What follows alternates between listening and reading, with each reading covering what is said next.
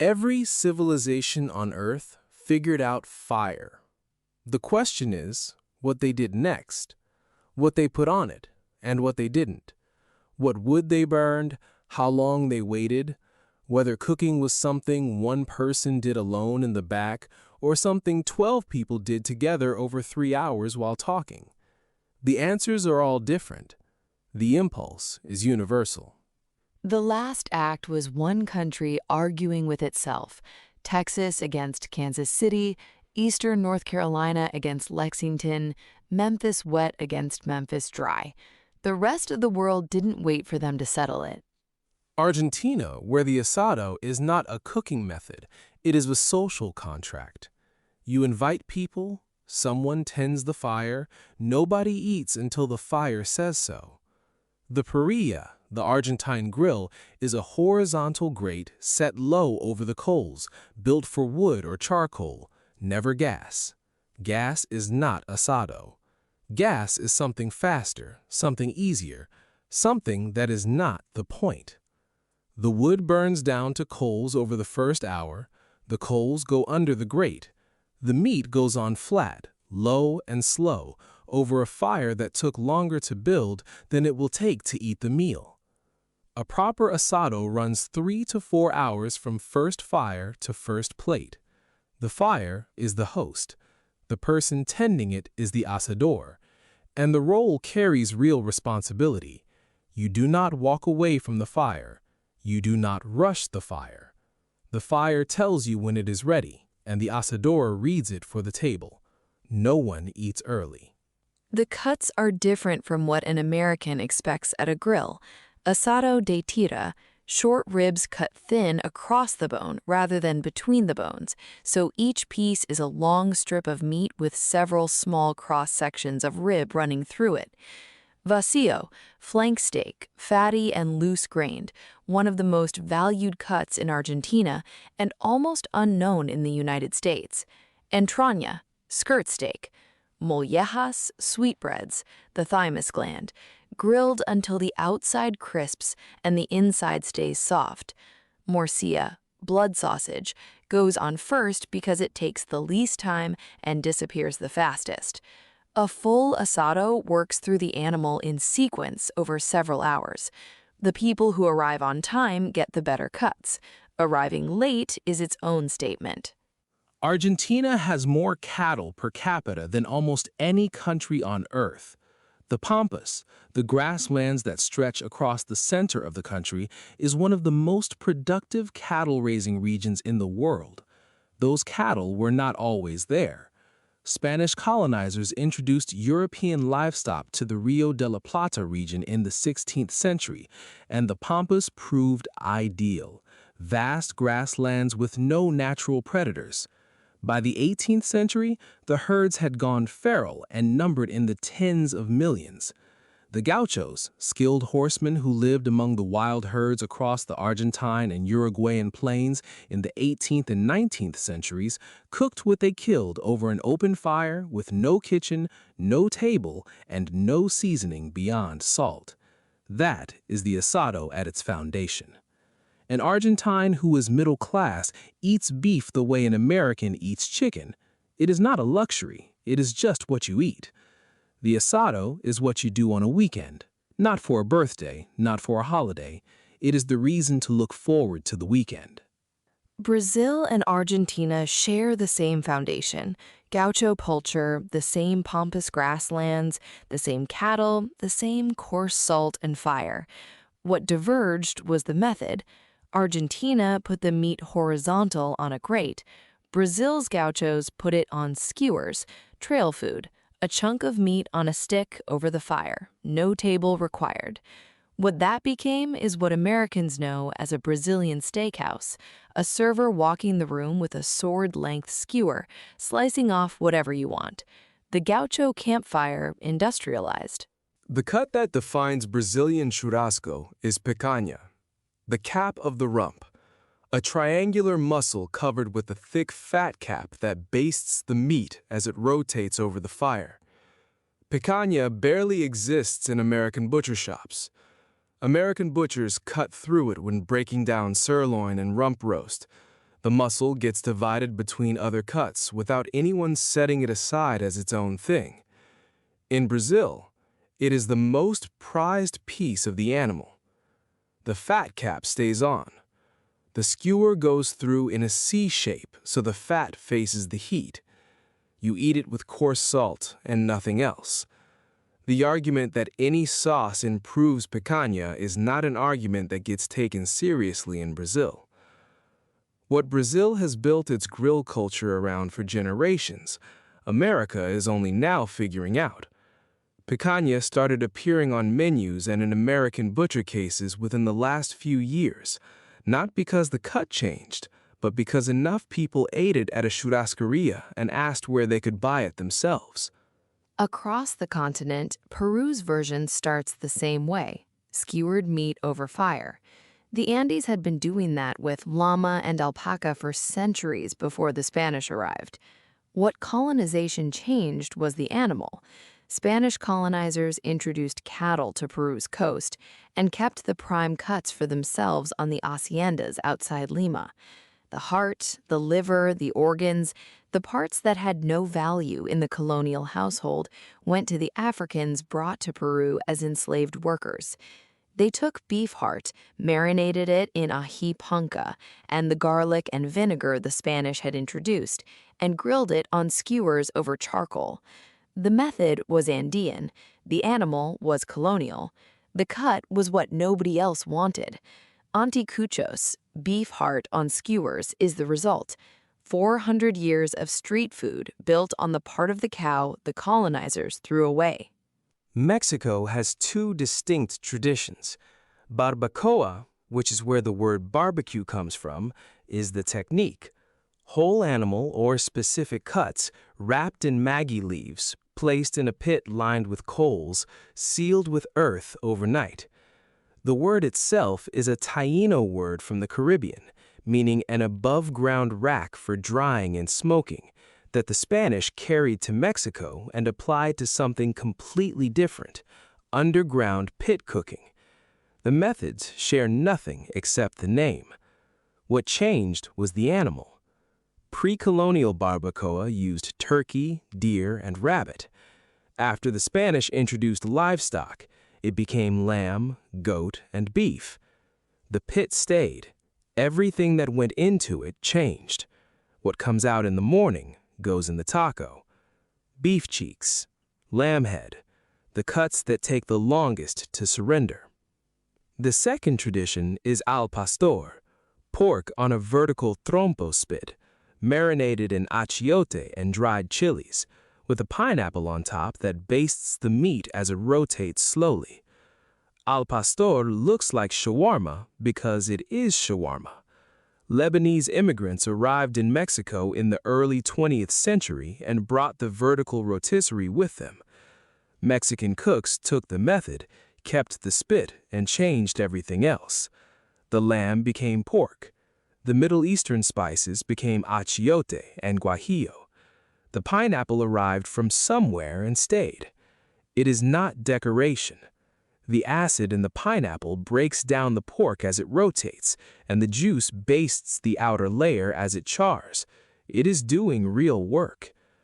The lineage runs directly from Beirut to Mexico City, and the result belongs entirely to Mexico. Jerk is a rub and a smoke you cannot replicate elsewhere. Scotch bonnet pepper and allspice worked into pork or chicken, grilled over pimento wood. The pimento is the allspice tree. The spice and the rub and the wood under the fire come from the same plant, the same island. When the British invaded Jamaica in 1655, the Spanish colonial government fled the island. Before they left, they freed their enslaved Africans rather than surrender them to the British. Those Africans, the original Maroons, fled into the cockpit country mountains in the island's interior and joined with the Taíno who had survived there. The original jerk method used pimento, salt, and bird peppers, the meat wrapped in pepper elder leaves and cooked in an underground pit. 3 centuries later, the tradition came down from the mountains and onto roadside grills across the island. Scotch bonnet replaced bird pepper. The pit gave way to halved oil drums. The pimento stayed. The roadside jerk spot announces itself by smell. Pimento wood burns slow, and the smoke carries the allspice through it. You know what is coming before you see it. The meat comes off the drum charred on the outside, the Scotch bonnet heat building slow and staying. You eat it standing at the road. The Middle East has one of the oldest and most extensively developed grill cultures in the world. The kebab tradition spans Turkey through Iran through the Arab world, and what it built in technique, in refinement, in regional variation predates most of what came after it. Turkey's Mongol culture, charcoal grilling as a daily practice and a social institution, produced two distinct forms. Adana kebab is spiced ground lamb packed tightly around a wide, flat skewer, grilled over coals, served with charred peppers and flatbread. The name comes from the city of Adana in southern Turkey near the Syrian border, where the tradition is most concentrated. Lamb on its own is not a fatty meat. To get an Adana kebab to the 30% fat ratio that holds it on the skewer, you add lamb tail fat separately, working it into the grind by hand until the mixture changes texture. That fat is what keeps it on the skewer without a casing, and it is what gives the kebab the texture that distinguishes it from everything else called a kebab. The other form is shish kebab, cued meat on a round skewer, marinated, grilled, both are street food. Iran built a separate and equally refined tradition. Koobideh is ground lamb or beef on wide, flat skewers, not spiced the way Adana is. The flavor comes from grated onion worked into the meat by hand until the texture changes and the onion juice is fully incorporated. It holds on the skewer without a casing. Joojeh is whole chicken pieces marinated in saffron and lemon, grilled over coals until the skin chars and the saffron caramelizes on the surface.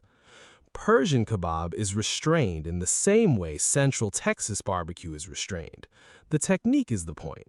The quality of the meat is the point. What you add on top is not the conversation. Yemen's mandi is the tradition closest in method to American low and slow. Whole lamb or chicken is rubbed with hawaj, a spice blend of black pepper, cumin, coriander, and turmeric, then suspended over a fire inside a sealed underground tandoor, a clay pit dug into the earth with walls hardened by previous fires. The animal hangs above the coals rather than resting on a grate. The pit is sealed with a metal lid and covered. Below the meat, a pot of rice sits in the drippings. The fat and juice that renders out of the animal as it cooks fall into the rice, and the rice absorbs the smoke and the fat over 4 to 5 hours. The mandi comes out as two things at once, the meat and the rice it seasoned on the way down. Different spice, different geography, different animal, the same fundamental logic as the Carolina pit and the Texas smoker. The heat is enclosed, the time is the technique. South Africa's braai is not a word for a type of food. It is a word for what you do on a weekend. The fire is wood, not charcoal, wood. And the argument about which wood matters is one South Africans have strong opinions about. But unlike an asado or a smoker, braai is not a long cook. The wood burns down to coals and the meat goes on hot and direct. Boerewors first, a coiled farmer's sausage made from beef and pork fat with coriander, nutmeg, and a splash of vinegar, the spice combination going back to Dutch colonial settlers in the Cape in the 17th century. Then lamb chops, chicken pieces. The food comes off fast. What takes all afternoon is the party. People arrive and stand around the fire with a beer and don't leave. The fire is the anchor. The meat is the reason to stand there. The afternoon is the point. What makes the braai different is what it crosses. The country has 11 official languages and a history of institutionalized division, and social gatherings tend to reflect that history. The braai crosses it. Afrikaner and Zulu, Xhosa and Cape Malay. The fire is neutral ground. There is a sustained push to make September 24th, already Heritage Day on the national calendar, officially National Braai Day. The braai is the one tradition the country actually shares, the one practice that doesn't belong to any single language group or political history. A fire and some meat, and whoever shows up. West Africa has suya, thinly sliced beef or chicken on skewers, coated in a spice blend called yaji, built around ground peanuts, ginger, paprika, and garlic. The peanut is structural, not decorative. It forms a crust on the meat as it grills that holds the spice to the surface. Grilled over charcoal by street vendors, wrapped in newspaper with sliced onion and tomato, eaten standing up. The suya spot is a social institution in Nigeria and Ghana, the same way the braai is a social institution in South Africa. You go there with people in the evening, you stand near the fire, that is the evening. East Africa has nyama choma, Swahili for roasted meat. You walk into a nyama choma spot in Nairobi, and the meat is right there. Whole cuts of goat or beef on display, still on the bone. You tell them how much you want, and they cut it, throw it over charcoal, and grill it plain. No marinade, no sauce. Large pieces over high heat until the outside chars and the inside stays juicy. It comes out on a wooden board, still sizzling, eaten with ugali, a dense cornmeal staple, and kachumbari, which is raw tomato and onion. You eat with your hands. The quality of the animal and the management of the fire are the only variables. There is nothing to hide behind. The tradition runs across Kenya, Tanzania, Uganda, the same impulse in different countries. No shared founding story, no named originator, just fire and meat and a table full of people eating with their hands. Korean barbecue is structurally different from everything else on this list. Every other tradition in this act cooks the meat somewhere else and brings it to you. Korean barbecue puts the grill in the table. You are the cook. The meal is the cooking. The setup is a charcoal or gas grill recessed into the center of the table, ventilated through a hood that descends from above. The hood is not optional.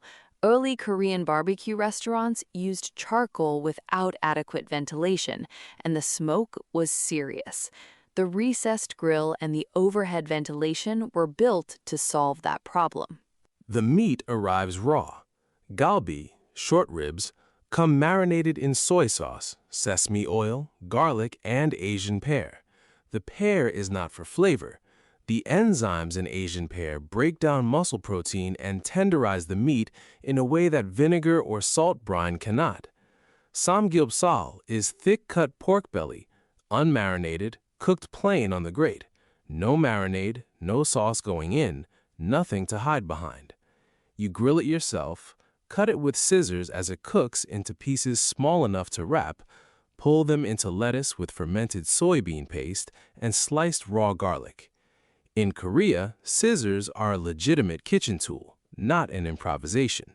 The banchan, the small dishes that arrive before anything else is ordered, runs parallel to the entire meal. Kimchi, pickled radish, seasoned spinach, fish cake, steamed egg, not sides, components eaten alongside the grilled meat throughout, not before it and not after it. The banchan is constantly being refilled. Korean BBQ as a restaurant format developed in the decades after the Korean War, as beef became more accessible to ordinary Koreans for the first time. Before the war, meat was expensive and reserved for special occasions.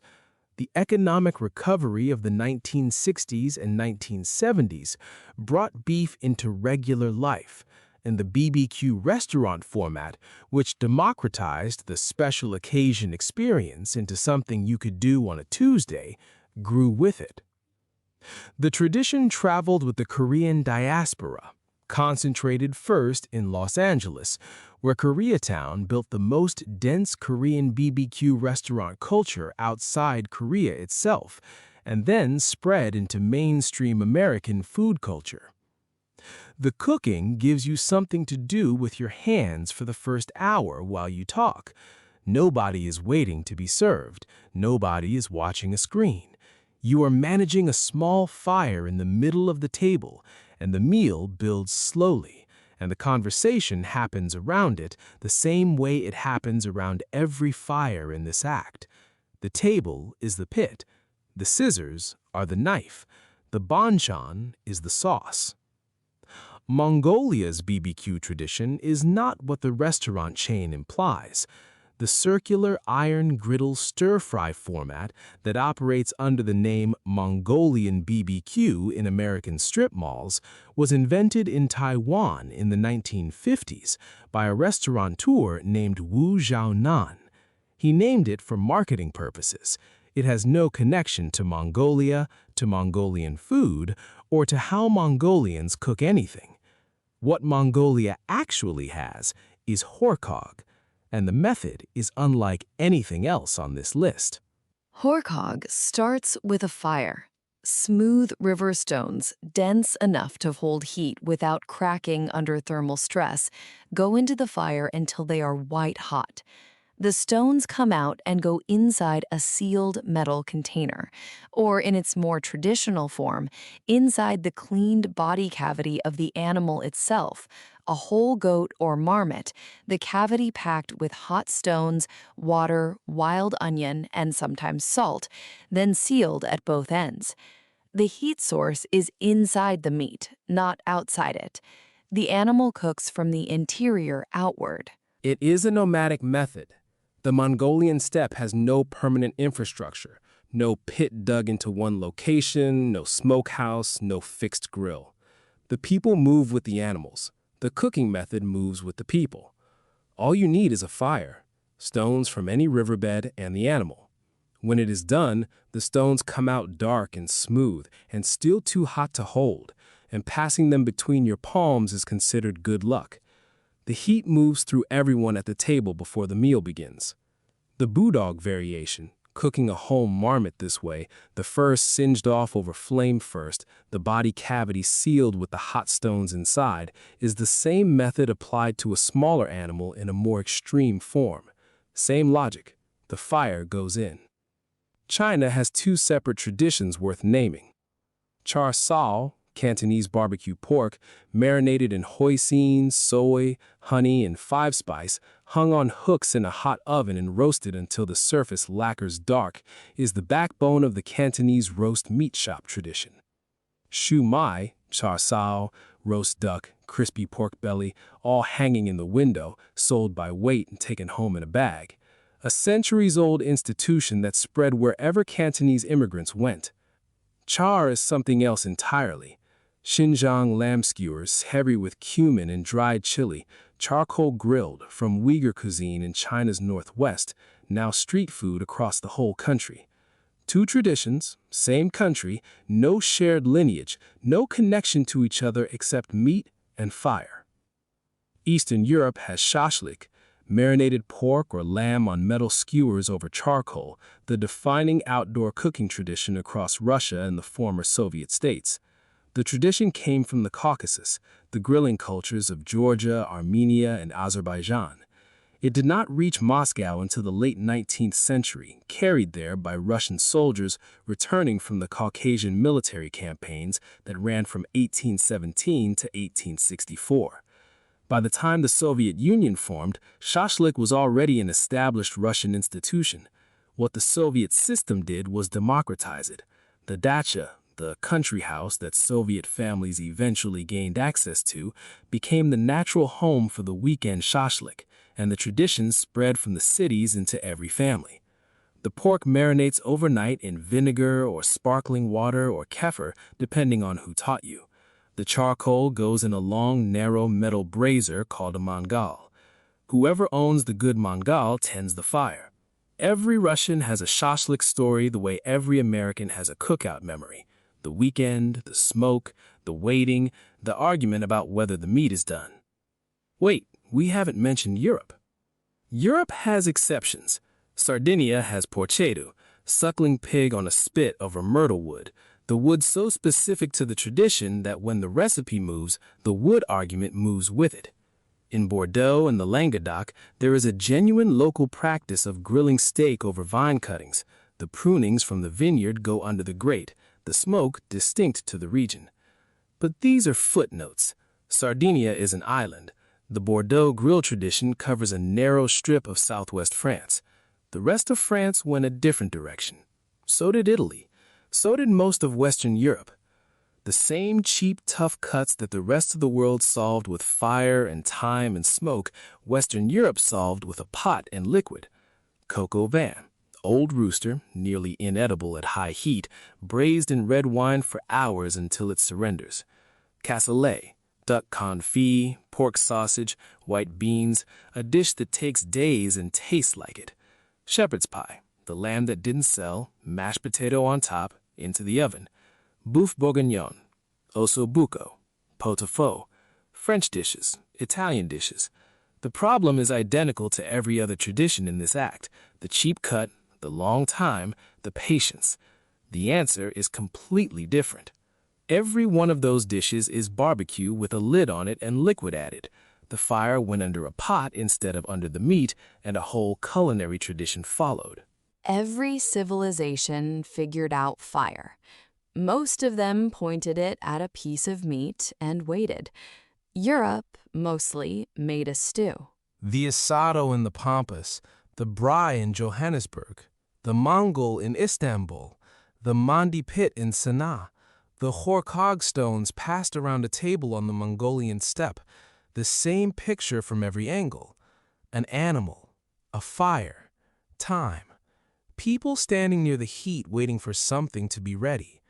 The wood changes, the sauce changes or disappears entirely. The cut changes, the continent changes. What doesn't change is the gathering. All of it is the same question, nothing to do with food. What do we do while we wait? Every civilization figured out fire. Most of them pointed it at a piece of meat and waited. Europe, mostly, made a stew. The asado in the Pampas, the braai in Johannesburg, the Mongol in Istanbul, the mandi pit in Sana'a, the Khorkhog stones passed around a table on the Mongolian steppe, the same picture from every angle. An animal, a fire, time, people standing near the heat waiting for something to be ready. The wood changes, the sauce changes or disappears entirely. The cut changes, the continent changes. What doesn't change is the gathering. All of it is the same question, nothing to do with food. What do we do while we wait? Build a fire. Put something on it. Invite people. That is the whole thing. Every culture that ever existed arrived at the same answer. The rest is regional. This is Pulse, Origins, produced by Singularity Pulse Network. Views expressed are our own. New episodes every Sunday. Follow us on @thepulsespn on X, the Everything app. I'm Caden. The Pulse Brief is every weekday, 10 minutes. AI, space, crypto, cybersecurity, what matters most today? Find it wherever you listen. I'm Knox. Every Saturday on Pulse Deep Dive, one story told in acts. This season, how AI happened, who really invented the internet, and going back to the moon 53 years later. New chapter every Saturday. Find it wherever you listen.